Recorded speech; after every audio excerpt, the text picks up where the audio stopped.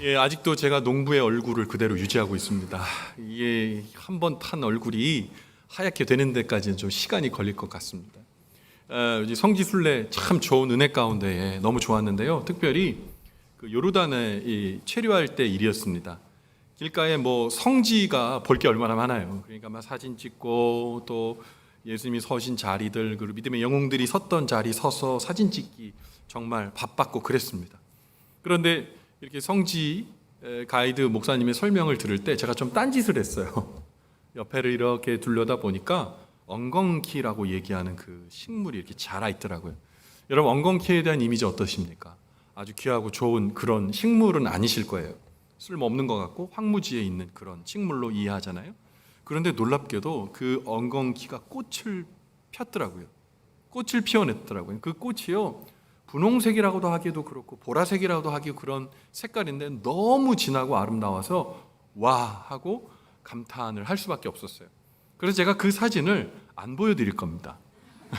왜냐하면 사진으로는 표현이 안 돼요. 사진 2장을 찍어 오긴 했는데요, 그 사진이 원래의 그 아름다움을 형용을 못 하더라고요. 정말 예뻤어요. 엉겅퀴가 말입니다. 우리가 살아가는 인생이 때로는 엉겅퀴와 같다고 우리가 얘기할 때 있어요. 내 자신의 인생이 초라하게 느껴질 때 있어요. 엉겅퀴 같이요. 그러나 여러분, 오늘 주님께서는 다른 이가 혹시 우리의 인생을 엉겅퀴라고 생각할지 모르지만 우리 주님께서는 우리 인생을 통해 꽃을 피워주실 줄 믿습니다.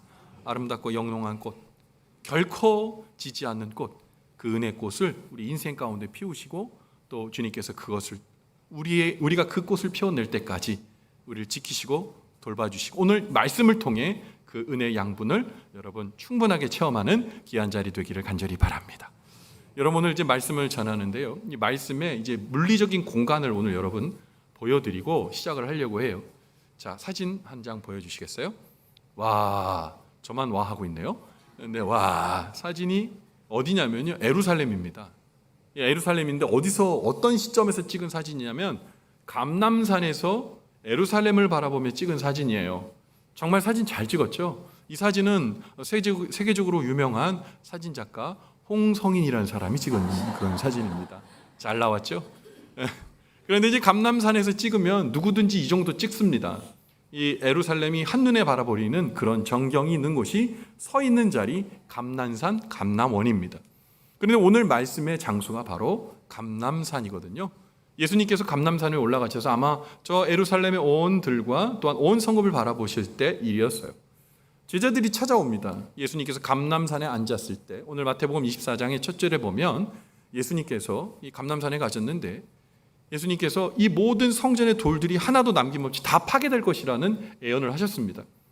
그 예언은 뭡니까? 2가지의 관점인데요, 진짜 실로 70년 뒤에 로마에 의해서 예루살렘은 산산조각이 납니다. 그게 첫 번째 해석이지만 우리 예수님께서는 그것을 넘어서 또 하나의 해석이 그 안에 들어있는, 예언이 있는 거죠. 바로 마지막 때가 도래하게 된다는 거예요. 주님이 재림하실 마지막 때. 근데 이때는 아직 예수님께서 십자가를 지시기 전이었습니다. 그 얘기를 들으니까 이 제자들이 의문이 생겼어요. 그러면 예루살렘이 망가지는 일이 있다면 아마도 예수님이 새로운 세상을 만드실 계획이 있나 보다라고 생각을 했어요. 그래서 마태복음 24장 3절에 보면 제자들이 질문을 합니다. 예수님, 마지막 때는 언제고 주님의 오실 그날은 언제입니까? 라고 얘기를 합니다. 종말이라는 단어를 쓰거든요. 근데 문제는 제자들은요, 아직 예수님이 십자가에 못 박혀 죽으시기 전이기 때문에 예수님이 실로 하나님의 아들이시며 우리를 위해 십자가에 못 박히실 대속의 하나님이라는 걸 몰랐어요. 그래서 이 질문은 어떤 질문이냐면, 예수님께서 정치적 왕으로 오실 그때, 로마를 때려엎고 이 유대를 완전히 회복하시고 수복하실 그때가 언제입니까? 그 마지막 때는 언제입니까? 라고 어떻게 보면 어리석은 질문을 한 겁니다.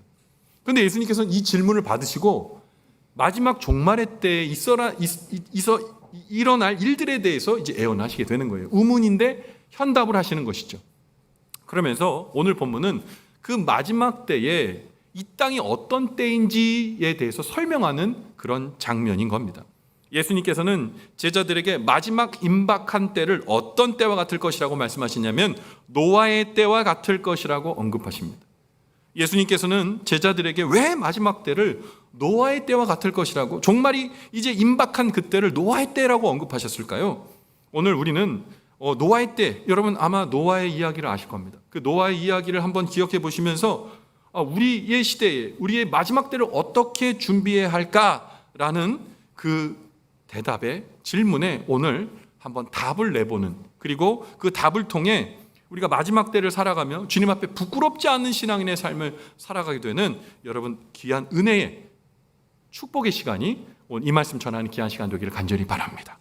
먼저 주님께서 마지막 때 현상으로 말씀하신 노아의 때는요, 실제 하시는 하나님의 말씀을 믿지 못하고 무시하는 때가 마지막 때 노아의 때입니다.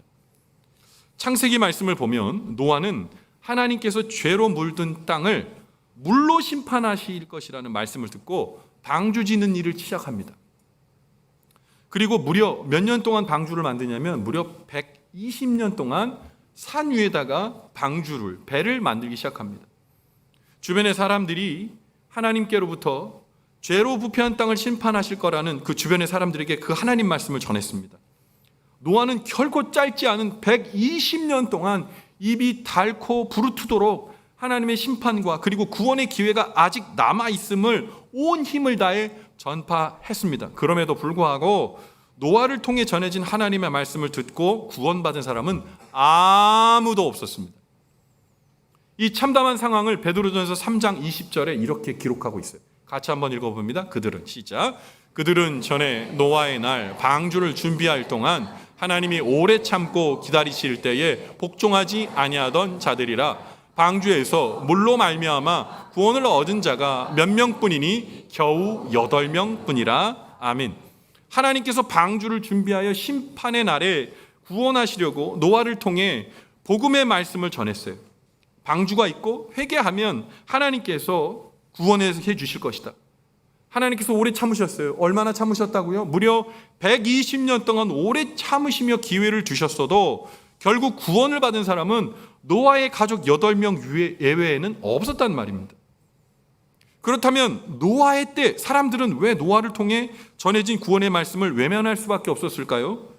여러분 120년 동안이라는 엄청나게 오랜 시간 동안 그래도 몇 명 정도는 하나님 말씀 듣고 구원의 자리에 나올 수 있었던 것 아니겠습니까? 그런데 단 한 명도 없었어요. 이유가 있습니다. 사실 노아 시대 때의 사람들은 홍수를 경험하거나 또는 위에서 비가 내리는 것을 사실 본 적이 없습니다. 성경을 아무리 앞으로 보고 뒤를 보아도 비가 오고 홍수가 났다는 얘기를 그 전에는 한마디도 언급하지 않습니다. 한 번도 하늘문이 열리고 폭포같이 쏟아지는 비나 또는 물을 본 적이 없기 때문에 이들은 홍수를 경험해 보지 못한 자들이었습니다. 그렇기 때문에 노아의 입으로부터 나오는 물을 통해 이어지는 홍수, 부패한 그들을 심판하시겠다는 하나님의 명령을 믿지 못했던 거예요. 눈으로 보지 못했기 때문에. 그러니까 비는 실제적인 것이 아니고 홍수도 실제적인 것이 아니기 때문에 구원의 방주도 실제적인 게 아니었던 거예요. 그렇기 때문에 노아를 미친 사람으로 취급하면서 하나님의 말씀을 믿지 않고 무시했습니다. 그런데 노아의 때와 같이 그 복음의 말씀을 무시하고 멸시하는 때가 바로 종말이 가까운 오늘 우리의 때라는 걸 여러분 아십니까? 오늘 우리가 살아가는 때 우리가 많은 사람들이 구원에 무지합니다. 아니 들으려고도 하지 않습니다. 예수님의 구원에도 여러분 귀를 열지 않습니다. 왜 그럴까요? 부활이 실제적인 것이 아니기 때문이라고 믿기 때문입니다. 여러분 우리의 죽음이요 실제적인 겁니다. 그런데 죽음 위에 부활도 실제적인 거거든요. 그런데 여러분 이 부활의 사실을 우리가 믿지 못하는 이유가 있어요. 누가 부활한 거 봤어요? 주변에서 부활해서 다시 사신 분 있습니까? 1800년대 사람이 돌아다니고 있어요? 여러분 1700년대 사람이 돌아다니는 거 여러분 보신 적 있습니까? 죽었다가 다시 살아나서. 근데 여러분 부활 왜 믿는 거예요? 저와 여러분 예수님으로 말미암아 구원받는 사실을 어떻게 믿을 수가 있는 거예요? 실제하지 않잖아요. 본 적이 없잖아요. 여러분 근데요 부활은 실제합니다. 주님이 우리를 위해 십자가에 못 박혀 죽으신 것도 여러분 실제한 일뿐만 아니라 우리가 죽어 우리가 이 땅에서 주님의 재림을 만나든지 아니면 우리의 개인적 종말이 이르든지 우리는 반드시 죽음 한 번 이 땅에 태어나면 죽음을 경험할 것이고요. 그것은 실제적인 사실이고 우리 주님께서 우리를 위해 죽으신 그 십자가 보혈로 우리가 부활하셨던 그 사실도 우리가 만지고 보고 목격하지 않았지만 그 부활은 실제합니다. 그 실제를 믿을 때 하나님의 영생이 우리에게 훅 하고 들어오게 됨을 여러분 믿으시기 바랍니다. 여러분, 노아의 때는 그 비가 실제적이지 않았기 때문에 믿지 않았어요. 근데 오늘 살아가는 우리 때도 예수 믿지 않는 사람들은 말할 것도 없고, 예수를 믿는 우리도 때로는 부활이 멀리 있는 것처럼 느낄 때 있어요. 그러나 그렇지 않습니다. 부활은 반드시 존재하고, 우리가 하나님 앞에 닿았을 때 부활의 은혜의 심판, 우리 주 예수 그리스도로 말미암아 받는 은혜의 심판을 통해 우리 부활 영생의 사람이 되게 되는 거예요. 여러분, 장례식장 가보시면 어떻습니까? 장례식장은 울음바다입니다. 누구도 웃어서는 안 되는 공간이에요. 그런데 장례식장에 가서 제가 장례를 인도할 때 그 무엇이 장례식장의 그 아픔을 위로할 수 있습니까? 장례식장에서 아버지 잘 사셨어요. 어머니 잘 사셨으니까 여러분 그래도 괜찮은 죽음 아닙니까? 이런 장례에 그 장례를 이끌려고 저는 가지 않아요. 부활을 말하려고 갑니다. 죽었으나 하나님의 은혜 가운데 아버지 부활하실 겁니다. 우리 어머니 부활하실 겁니다. 영생의 놀라운 은혜로 하나님께서 부활 은혜를 주시고, 우리도 나중에 주의 은혜 가운데 만날 때 부활하게 돼요. 구원의 은혜 가운데 서게 돼요. 그 부활의 구원의 방주가 바로 예수입니다. 그 말할 때 눈물 또록 흘리면서 소망을 얻게 되는 거예요. 여러분, 오늘 우리에게 물어보세요. 눈으로 보지 못한다고 해서 혹시 부활이 내게 먼 객체고 여러분 실제적이 아닌 것이 혹시 되어 있습니까? 부활은 실제적인 사건입니다. 우리가 눈으로 보지 못한다고 해서 그것이 존재하지 않는 것이 아닙니다. 우리가 바람을 볼 수 없다고 해서 그것이 존재하지 않는 것처럼 예수 그리스도를 주로 고백함으로 말미암아 하나님께서 우리에게 주어주시는 부활과 구원도 분명히 실제하고 존재함을 믿으시기 바랍니다. 그리고 그 구원의 말씀, 분명한 진리 가운데에 우리가 서 있어야 합니다. 지금도 우리의 시대는 노아의 때와 같이 하나님의 말씀이 무시되는 때를 살고 있습니다. 현재적이고 실제적이지 않아서 복음이 무시되는 때를 살고 있습니다. 여러분, 그러나 기억하십시오. 그 부활은 분명히 존재하고 우리는 믿는 자가 되어야 합니다. 근데 이게 쉽지 않아요. 아까 베드로전서에서 막 읽으셨잖아요. 구원받은 사람은 8명밖에 안 됐다고요. 여러분, 이 길이 좁은 길입니다. 이 길이 때로 어려운 길일 수 있습니다. 그러나 이 세상의 그 무엇, 그것이 나를 설득하고 우리를 부활과 영생의 자리에서 여러분 벗어나게 할 때라도 여러분 주의 놀라우신 은혜, 나와 함께 하시는 주님을 바라보면서 그 부활의 영생의 소망 갖게 되는 저와 여러분 은혜의 자리, 신앙의 자리가 되기를 간절히 바랍니다. 우리에게 마지막 때는 분명히 존재합니다. 심판의 날도 존재합니다. 여러분, 우리가 한 몇 주간 동안 우리 교회는 아픔의 장례를 몇 번 치렀어요. 50이 되지 않아서 하나님의 은혜 품에 안긴 분이 무려 2분이나 됩니다. 작년에 우리 최은익 목사님은 말할 것도 없고요. 인생의 마지막은요, 느닷없이 우리 앞에 다가옵니다. 정하고 기다리는 어느 순간에 오는 게 아니에요. 저와 우리 모두는 시한부 인생을 살고 있는 겁니다. 종말의 때 그게 우리 앞에 다가올 때 있습니다. 그때 부끄럽지 않으셨으면 좋겠어요. 하나님의 은혜 가운데 내가 살았습니다. 내가 예수 은혜의 영생 부활 놓지 않고 살아서 주님을 배우니 감격입니다. 부끄럽지 않은 믿음의 사람 되시기를 바랍니다. 마지막 부활의 때 주님의 놀라우신 은혜로 칭찬해 주시는 그 사람, 어엿한 하나님의 나라의 주인공이 되는 그 사람, 오늘 이 말씀 듣는 저와 여러분의 축복의 삶이 되시기를 주님의 이름으로 간절히 축원을 드립니다. 여러분, 두 번째, 주님께서 마지막 때의 현상으로 말씀하신 노아의 때는요, 잘 들으세요, 일상 속에서 주님을 망각한 때였습니다. 오늘 본문에 예수님께서는 제자들에게 노아의 때, 마지막 때와 같은 노아의 때가 예수님께서는 다시 오는 재림의 때라고 말씀하시면서 노아 시대의 타락상을 제자들에게 노아의 때는 그랬고 이랬고 저랬고 그래서 이래서 저랬다라고 세세하게 설명하지 않아요. 우리 주님께서는 아주 짤막하고 명쾌하게 오늘 본문의 마태복음 24장 38절부터 39절까지 노아의 때 이렇게 설명하고 계십니다. 같이 읽어봅니다. 시작. 홍수 전에 노아가 방주에 들어가는 날까지 사람들이 먹고 마시고 장가들고 시집가고 있으면서 홍수가 나서 그들을 다 멸하기까지 깨닫지 못하였으니 인자의 임함도 이와 같으리라. 아멘. 예수님께서는 노아의 때를 언급하면서 노아의 때의 사람들이 홍수가 나서 멸망당하는 그 한복판까지 직전까지 그들이 일상적인 삶에 너무나 바빠서 그들에게 다가오는 마지막 종말과 하나님의 심판을 생각하지 못하고 살았기 때문에 그들은 멸망을 피할 수 없었다고 말합니다. 여러분, 먹고 마시고 시집가고 장가가는 것이 잘못된 겁니까? 노아도요, 먹고 마시고 시집가고 장가갔어요. 만약에 많이 먹는 게 여러분 죄라면 저는 엄청 큰 죄를 짓는 거예요. 먹고 마시고 시집가고 장가가는 거 일상적인 일입니다. 그거 나쁘다고 말씀하시는 게 아니에요. 그게 악하다, 그것이 악하다고 말씀하시는 것이 아니라 그것만 가지고 세상을 살기 때문에 그거에 빠져 살아 하나님 나라와 영생과 하나님 바라보지 못하기 때문에 그게 문제라는 거예요. 여러분, 하나님의 은혜 가운데 살아가는 것, 그거는 때로 쉽지만 어렵고 어렵지만 쉬운 일입니다. 우리가 일상의 삶 속에 우리가 파묻혀 살 수밖에 있는 이유가 뭡니까? 그래도 먹고 살아야 되잖아요.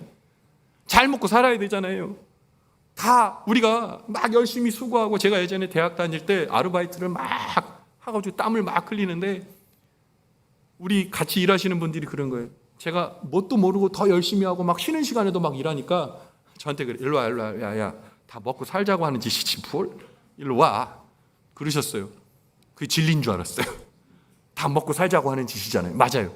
그런데 먹고 살자고 하는 그 일 때문에 우리가 하나님을 잃어버리고 망각하고 산다면 그건 잘못된 겁니다. 모든 일이, 일상의 모든 일에 우리가 파묻혀 살아서 하나님을 의지하지 않고 하나님을 망각하고 살아가면 여러분, 그 삶은 심판이 언제 올지 모르는 날에 깨닫지 못하고 잠자는 신앙과 똑같은 겁니다. 여러분, 이 재림의 날에 하나님에 대한 분명한 지혜를 갖기를 원하는 하나님의 마음이 전도서 11장 9절에 기록되어 있거든요. 이 권면을 같이 한번 읽어봅시다. 청년이요, 시작. 청년이여, 내 어린 때를 즐거워하며 내 청년의 날을 마음에 기뻐하여 마음에 원하는 길들과 내 눈에 보이는 대로 행하라. 그러나 하나님이 이 모든 일로 말미암아 너를 심판하실 줄 알라. 아멘. 어린 때에 즐거워하고 청년의 날을 마음에 기뻐한다는 게 뭡니까? 청년의 마음으로 마음껏 이 세상을 즐기고 살아보라는 겁니다. 그런데 그렇게 살아도 무방하나 심판이 있다는 거예요. 책임을 지라는 말입니다. 여러분, 일상이 우리에게 주는 것, 여러분, 그것 우리 피할 수 없죠. 여러분, 잘 살기 위해서 우리 애쓰는 거 아닙니까? 그런데 그 잘 살아가는 그것이 우리의 하나님을 빼앗아간다면 그것은 잘못되고 부질없는 일입니다. 사람이요, 일상의 삶 가운데 빠져 살면요, 자기를 잃어버려요. 그래서 그것을 느끼는 경우도 있습니다. 이거를 아이들이 말하는 현타거든요. 현타가 올 때가 있어요. 유튜브 브이로그를 보면요, 재미있는 브이로그가 있는데 대기업 퇴사 브이로그가 있습니다.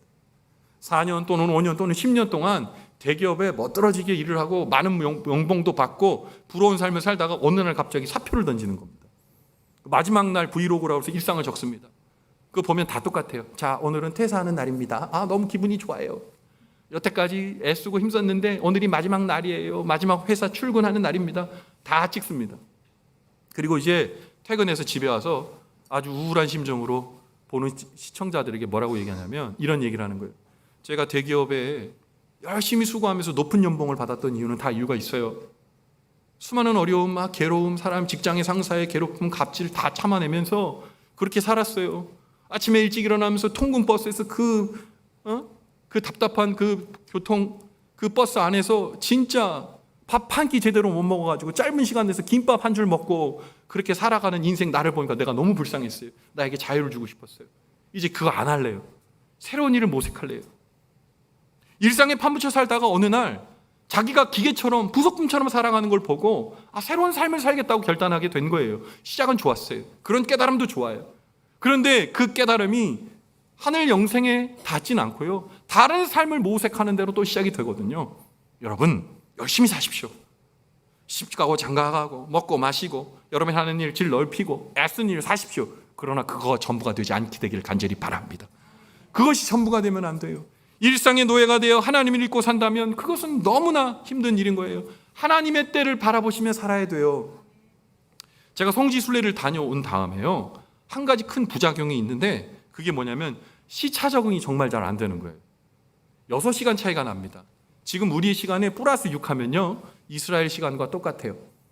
근데 돌아온 주일날은 그냥 긴장이 되고 그러니까 뭐 아무렇지도 않았어요. 뭐 시차 뭐 적응할 필요도 없네 그랬는데, 문제는 월요일부터 시작됐습니다. 잠이 안 와요. 화요일날이 최고였는데 아침에 새벽 예배 설교를 해야 되는데 너무 피곤해서 6시에 잤어요. 1시에 일어났어요. 새벽 1시에. 다시 자야지 눈을 감았는데요, 말똥말똥해요. 잠이 안 와요. 왜냐하면 우리나라에는 새벽 1시였지만 이스라엘 시간으로 7시 아닌 거예요. 7시잖아요. 그러니까 일어날 때인 거예요. 몸이 아는 거예요. 제가 새벽 예배 갈 때까지 잤을까요? 못 잤을까요? 잘 수가 없었어요. 몸이 자기 안 해요. 자기 안 놔두는 거예요. 결국 세우고 새벽 설교하고 또 지내다가 오전 되니까 또 졸리기 시작하는 거예요. 이제 조금 시차 적응이 돼서 여러분들이 똑똑히 좀 잘 보여요. 다행히 시차 적응이 되고 있는 거예요. 이제 대한민국 사람으로 돌아온 겁니다. 그런데요, 우리가 하나님의 은혜 가운데 신앙생활한 것도 똑같답니다. 우리는 영의 사람이에요. 하나님의 시간을 맞춰놓고 살아야 되는 거예요. 근데 하나님의 시간을 맞춰놓고 사는 사람이 이 땅의 시간을 맞춰놓고 살려다 보니까 얼마나 힘들어요. 힘도 없고 피곤하고 잘 자빠지고 넘어지고 기진하는 겁니다. 사랑하는 성도 여러분, 종말의 때를 기다리십시오. 제가 얘기하며 여러분들을 위협하는 게 아니에요. 종말의 때가 왔으니 여러분 다 재산 교회에다 바치세요, 이거 얘기하는 게 아니에요. 종말의 때가 왔으니 여러분 정신 차리세요, 막 욕하는 게 아니에요. 종말을 말씀드린 것은 현실을 치열하게 사시라는 거예요. 현실을 치열하게 선물로 주신 이 하루하루를 주님과 관계 있는 인생을 살라, 여러분 말씀드리기 위해서 종말을 얘기하는 거예요. 예수님께서도 그렇게 말씀하신 거예요. 현실을 눈 똑바로 뜨고 주의 사람으로 살아라. 혹세무민하는 이단들은 종말의 때를 들먹이면서 사람의 마음을 빼앗아가지만 우리 주님은 마지막 때를 이야기하며 더욱 영생을 소망하며 하나님의 사람으로 살아라. 세상의 때에 시간을 맞춰놓고 살지 말고 하나님의 시간의 때에 맞춰놓고 살아라. 아들아, 딸아, 오늘 말씀하고 계신 줄 믿으시기 바랍니다. 그래서 여러분, 오늘 말씀을 통해 우리는 우리를 돌아보셔야 돼요. 혹시 내가 노아의 때와 같은 삶을 살고 있지 않은지, 하나님의 분명하신 은혜로 우리가 받은 그 구원과 부활을 내가 실제적으로 느끼지 못하고 살고 있지는 않은지, 내가 예수 믿는다 하면서 그리스도인이라고 하면서 시집가고 장가가고 먹고 마시는 일에만 집중하다 보니 무늬만 그리스도인으로 혹시 살고 있지 않은지, 영생은 너무 멀고 현실은 너무 가까운 그런 인생만을 살고 있지 않은지 돌아보시란 말입니다. 오늘 이 말씀 마무리하면서 저는 여러분과 함께 주님 다시 오실 때까지라는 찬양을 하길 원합니다. 여러분, 주님 다시 오실 때까지 믿음의 길을 사는 것 좁은 일, 좁은 문입니다. 그러나 여러분, 우리 하늘 바라보며 사셔야 돼요. 하나님의 영생의 나라, 감람산에서 예루살렘을 바라보시면서 마지막 종말을 이야기하시면서 우리에게 천국 영생을 주시기 원한 대속의 십자가를 두고 하나님께서 우리에게 말씀하신 이 말씀이 우리에게는 깊은 울림이 되어야 합니다.